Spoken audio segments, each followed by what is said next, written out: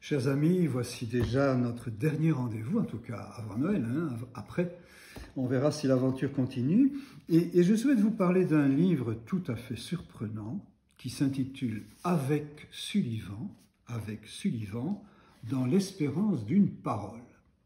Alors ce livre, il est publié chez un éditeur qui s'est lancé dans l'aventure il y a quelques années seulement et qui s'appelle L'enfance des arbres. Les éditeurs ont parfois des titres magnifiques, c'est splendide. L'enfance des arbres, c'est Jean Lavoué, une belle personnalité que moi j'aime beaucoup, un excellent écrivain qui a lancé cette maison d'édition où il a déjà, après quelques années, un remarquable catalogue. Je pense par exemple à un livre de notre ami Gilles Baudry. Et Jean Lavoué s'est mis en tête de sortir 40 ans après sa mort un livre sur Jean Sullivan qui recueille 60 témoignages de lectrices et de lecteurs qui ont été marqués, et je dirais même qui ont été marqués à vie par ce très grand romancier. Alors j'ai la chance de faire partie de ces 60, ça me touche beaucoup. Vous savez, enfin ceux qui me connaissent savent que je cite tout le temps Sullivan de manière quasi obsessionnelle. Voici peut-être le moment de vous dire pourquoi. Mais il faut d'abord que je vous le situe. Sullivan est un prêtre breton.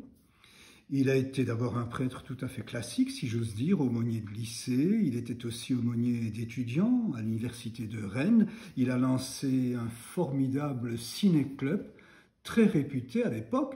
Et puis, hop, la rupture totale. Il va trouver son évêque, qui est le cardinal de Rennes, qui finalement lui permet de venir à Paris et de n'être plus qu'écrivain. Et Sullivan va entrer chez Gallimard, non seulement à titre personnel, mais il sera directeur de collection chez Gallimard, et c'est comme cela que les 60 qui parlent de lui l'ont finalement rencontré. Alors moi, il m'a profondément bouleversé sur plusieurs plans, sur le journalisme, certainement et très fortement, sur la littérature, sur le sacerdoce et sur la mort. Juste un petit mot de ces 4 éléments sur le journalisme. Il est d'une sévérité dont vous n'avez pas idée à propos de ce qu'il appelle le cirque des médias. Mais vous avez l'impression que le livre a été écrit en décembre 2020, que ces livres datent d'aujourd'hui. Et je l'ai beaucoup présenté à mes étudiants qui se dirigeaient vers le journalisme pour leur dire il faut oser affronter le monde de la communication avec les critiques que propose ce remarquable romancier. Il m'a beaucoup marqué dans ma propre écriture, parce que sur le plan littéraire, je ne dis pas qu'il va vers le nouveau roman, mais il casse quand même quelque chose de la littérature classique. Il donne à son écriture un rythme tout à fait chaleureux et très très original, mais il m'a fortement marqué surtout dans mon propre chemin vers le sacerdoce. C'est lui qui dit que les prêtres doivent se déprêtriser. Vous m'entendez bien, se déprêtriser. Pas du tout pour être moins prêtre, c'est exactement le contraire, pour l'être plus. Je pense que je fais partie d'une génération de prêtres qui ont lu Sullivan et qui, grâce à lui, ont décidé que jamais il n'irait dans le sens du cléricalisme. Et puis Sullivan, ça ne vous surprendra pas, il m'a marqué à travers la question de la mort, de l'accompagnement des mourants. Son livre « Devance tout à Dieu » reste un des plus grands livres qui soit sur l'accompagnement de la mort de sa maman.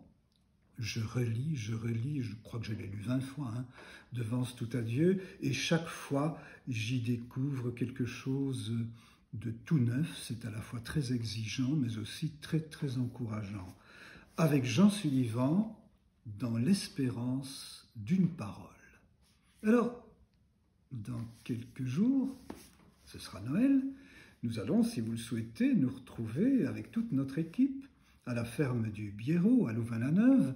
Vous allez pouvoir nous suivre de manière distancielle, mais très vivante quand même, par informatique.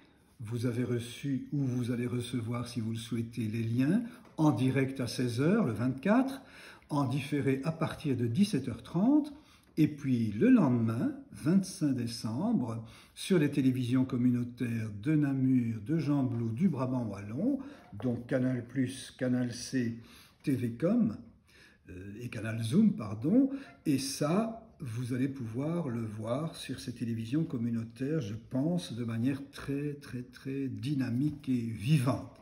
Alors avec les Muses, avec nos deux magnifiques accordéonistes, Didier Laloy et Ture Florizone, avec notre conteuse Chantal Desjardins, nous allons célébrer le souffle, le rien et la joie de Noël. Je vous souhaite déjà un très joyeux Noël et j'espère à très très bientôt.